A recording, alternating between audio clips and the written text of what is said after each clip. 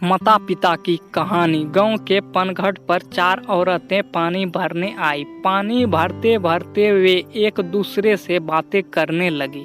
चारों के एक एक पुत्र थे। बातों बातों में उन्होंने अपने पुत्रों के गुणों का बखान करना प्रारंभ कर दिया। पहली औरत बोली, मेरा पुत्र बहुत सुरीली बांसुरी बजाता है। जो भी उसकी बांसुरी सुनता है मंत्रमुग्ध हो जाता है। मैं ऐसा गुणवान पुत्र पाकर बहुत प्रसन्न हूँ। दूसरी औरत बोली, मेरा पुत्र बहुत बड़ा पहलवान है। इस गांव में ही नहीं बल्कि दूर दूर के गांव में उसकी बहादुरी का डंका बजता है। ऐसा गुणवान पुत्र भगवान सबको दे।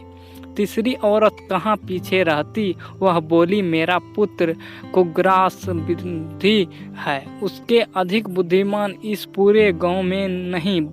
लोग अपनी समस्याएं लेकर उसके पास आते हैं। मैं ऐसा पुत्र पाकर धन्य हो गई।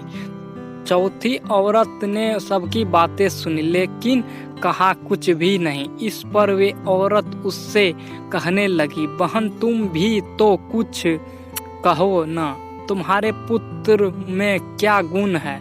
कोई ना कोई गुण तो उसमें अवश्य होगा। वह औरत बोली, क्या कहूँ बहनों, मेरे पुत्र में तुम्हारे पुत्रों की तरह कोई गुण नहीं है। उसकी बात सुनकर तीनों औरत ने गर्व से अपना सिर ऊपर उठा लिया। कुछ देर में सबने पानी भर लिया और वापस जाने के लिए अपना अपना घड़ा उठाने लगी।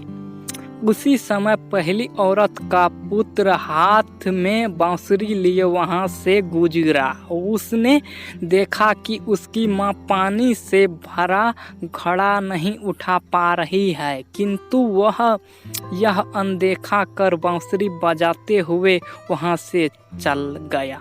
दूसरी औरत पहलवान पुत्र कुछ ही दूरी पर मुग्ध घुमा रहा था। उसकी माँ कुएं से घड़ा उठाकर जैसे ही उतरी, उसका पैर